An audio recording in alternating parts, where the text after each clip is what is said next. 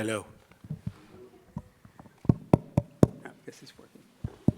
Well, thank you all. Just real quick, I just want to thank everybody for coming tonight. And Lisa, thank you very much. It's very special to be here. And I know we wanted to do this for a long time, so very much appreciated. So It's an thank you. awesome film. I mean, it is, and I haven't, this is the first time I've seen it on a full screen, and I find it even more powerful. I think it's an incredible expression of really the power that jewelry represents, that stones represent, and the heart and soul that go into everything that we do, or that should. So my hat's off to both of you. I mean, I think it's just exceptional, really. Thank you. It was an honor to do the film, and what I enjoyed most about that film is hopefully people have an appreciation to what goes into a piece of jewelry, and it's not just dollars and cents. That piece of jewelry had over 100 people that were involved in the producing of that, and it's more than dollars and cents. We're in a great industry where, what industry can you be into where you could bring tears to somebody's eyes? And it wasn't the value of the piece. It was something that was just very emotional.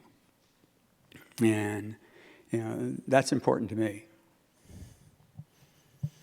And Oren did a great job of putting this thing together. I saw the footage of this, and probably 3/4 was on the ground that you clipped out. But it really pieced together a wonderful story showing how this industry touches so many people. And we're lucky to be in it. What other industry can you be in that has this type of an emotional effect? One of the things that I particularly, I think is particularly powerful about the film is that for a lot of us, you speak about artisanal mining, and in a sense, it's an abstraction. The importance, the impact it has, the benefit to the community, how the benefit to the community then manifests itself in the stone, in what comes out of the earth. But I think that this film brings the importance and the power of that home. It certainly has for me. And in thinking about some of the people actually who are involved with the conference and conversations I've had with them about sustainability and sourcing, I wish they were in this room right this very minute, because for me, that is one of the major impacts of the film, is just to make it so clear how important this is, and that we support it. I mean, that's my point of view. I can't make anyone else do it, but would that I could. But it's just a very emotional experience to see the film and to see you produce the jewel and to see your interaction with it and to, see the tears in your eyes right now. I have them in mine. Anybody, anything, questions, comments? Is that, whoever that is, the hand there is next to Jose? Yeah? I'm sorry, I can't. Pardon? That hand, right there. How long did it take you to produce the film from beginning to end, from your coming up with the idea to do it, to completing the piece of jewelry in Vegas? I would say about 4 years. So quite a long time. An idea like this, may pop in your head, and with the amount of people that were involved in this film, I'll just go back to the beginning and say that I've known Mark and Roger for quite a long time, and my father, I grew up in the jewelry industry. My father has 2 retail jewelry stores, over 80 years old. My grandfather started as a watchmaker. I got a graduate gemologist degree from GIA before I went and became a filmmaker. And when I was going to film school, Roger was, he was up in San Francisco doing a show. And we went out to dinner, and this was in 2011, probably spring of 2011, and he asked me if I wanted to take a break and go with him to Africa. I said, well, yeah, I'd love to go with you, but I don't really need a break. So can I bring my camera? So I went with him in September of 2011, and I took about 70 hours of test footage. And it was just myself, and looked over that footage for 3 years, and in January 1st, actually, 2014, brought a full crew back to Kenya and Tanzania, and from January 1st, when we first started filming, until we finished the piece of jewelry and delivered it to June at JCK, June 1st, 2014. That was the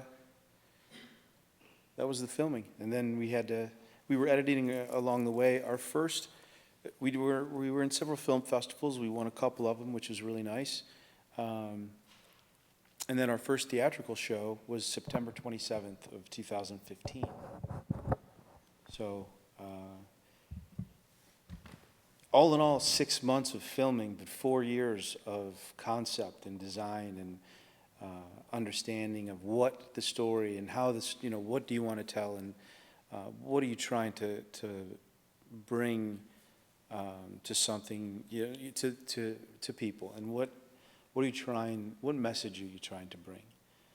And sometimes that message, especially in a documentary where there is no script and you don't know what's going to come, there's so many things I could tell you guys about this film that would blow your mind. It became really its own life force, and I knew we had something special along the way. I'll just give you an example.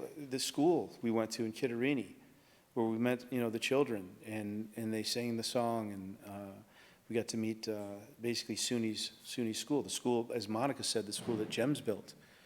We were not supposed to stop there. We were on our way to a ruby mine, and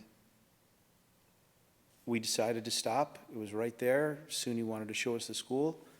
We never made it to the ruby mine. We stayed there all day, and we just had fun with the kids, and it was just such an amazing experience. And I remember one time when the kids were singing, my cinematographer, Michael Street, who shot some beautiful pictures there, just looked at me and he said, "Man, this is your film." And it wasn't even supposed to happen. I'll give you another example. The women in the film, we were there for 17 days shooting. The first 8 days, it was the film crew and Roger and Ginger and Dave. That was it. And then Monica and June and Danuta, they came after we were there for 7 days already. And they weren't supposed to be in the film. They were coming as basically lovers of film, lovers of travel, and adventurers, wanting to see what was there, to see if they could be part of the Devon Foundation, philanthropy, this and that. And I never met them before. And when I talked to them on the phone, we were kind of joking around how they were going to be grips, we call them. They were going to hold lights, they were going to hold, reflectors. They just wanted to be part of the crew. Excuse me. So, their first day was actually the school as well. And I just started filming them along the way. And they thought that I was just kind of being nice. And then I asked if I could interview them. And they, again, thought, that I was just trying to, make it more exciting for them.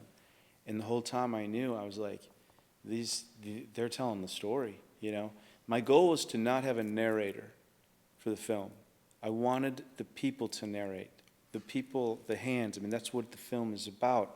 All of the people that go into making such a beautiful piece, an heirloom from the miners to all the way to the end consumer, the end user. And without them, we wouldn't be sitting here. I wouldn't be showing this film across the country. So I got very lucky. What's fascinating about this movie did not have an ending. He gambled on this whole process figuring out, and I remember getting calls from you, I thought I was going to have the opportunity to design anything I wanted. I had already been making drawings and designs of what I didn't.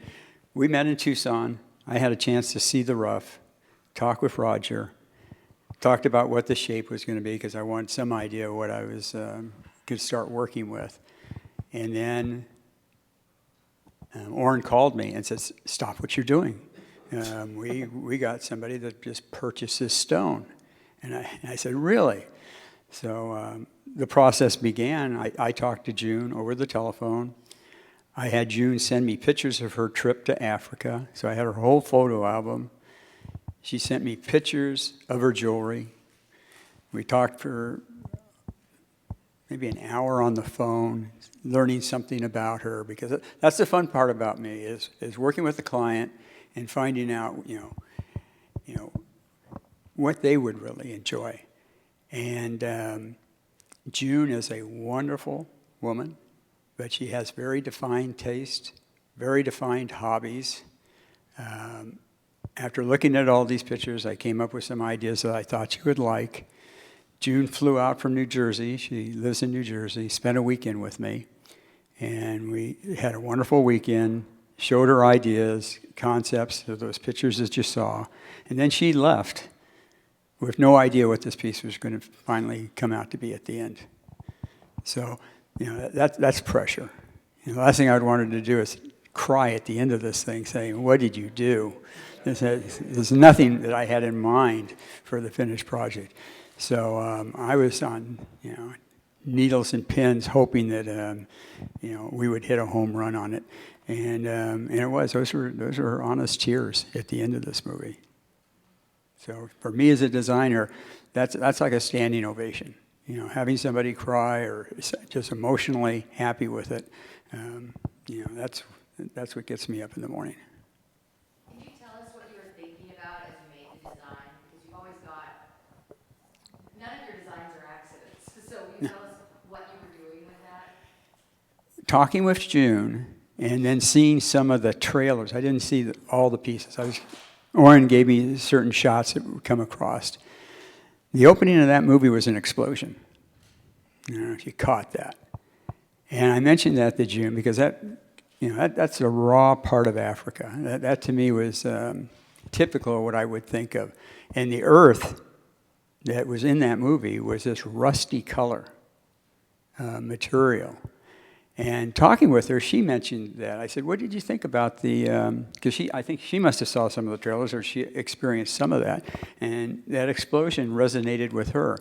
So that was the essence of starting the project, is to get something that was raw, and that's why it's kind of jagged, and it has a rough feeling to it, though it is a refined piece.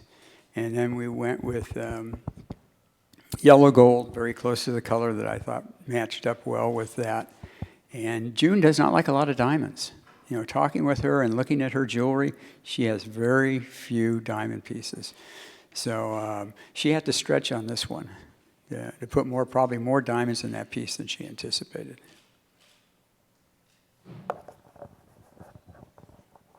Anybody else? Anything? Thoughts, feelings, ideas?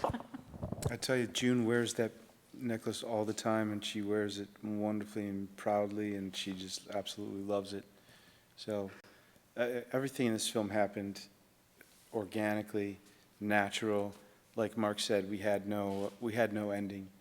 I gambled on the ending. I needed it to end with a consumer, but you can't force anybody to buy, right? And I didn't want to force anything at all. So we flew down and met with Dr. Post, the curator at the Smithsonian, and we were going to donate it to the Smithsonian, and he said it was going to be on permanent display, and he said we can film the entire process, and I said, okay, when can we get started? And he said, well, we can get started in about 2 years. I mean, it was like, oh, man, I got to finish this film. That's too long. But that's not the point. The point was not to make a museum piece, although it is. And, who knows what Gene will do with it. But, the whole movie the ending would had to be worn. It had to be around somebody's neck or ring or something, Mark makes some beautiful pieces that some of them cannot be worn. It's true. But, that being said, you make wearable art, and that is the beauty of what you do and the amazing pieces that you make. Thank you. I'm honored that you were in the film. Thank you. One thing I would like to say about the film and the people involved in it is that there is very much the sense that this is a community constantly building itself and expanding, that every person who has been involved in the film becomes part of the community or family of the film, and that family is constantly expanding. And that's my feeling. That was my feeling the first time I saw the film, and that feeling only intensifies for me as I come to know the people who were involved in the film. I missed when I went to meet Mark on the way to the airport, because I really wanted to meet him as soon as possible. Actually, I missed my flight because I got so engrossed and in talking with him and looking at his work, and then in sort of pursuing the dream of showing this film, to be able to share it with you and to see it on the screen. Every single person that I met, it is a constantly expanding community. And I think that's one of the ways that not only do you share art, but you affect change through embrace and warmth and openness. And I hope that you all leave with the feeling that you are beginning to be part of the community of this film. It's an extraordinary statement, and I'm really honored that we could show it. I hope you'll be with us tomorrow, both of you, so that we can have more conversation, because I think we're getting that they're trying to bounce us. This is like closing down the joint. But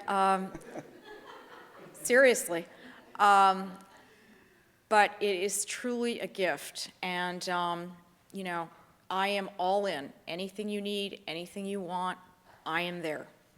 Thank you, Lisa. Thank you so much.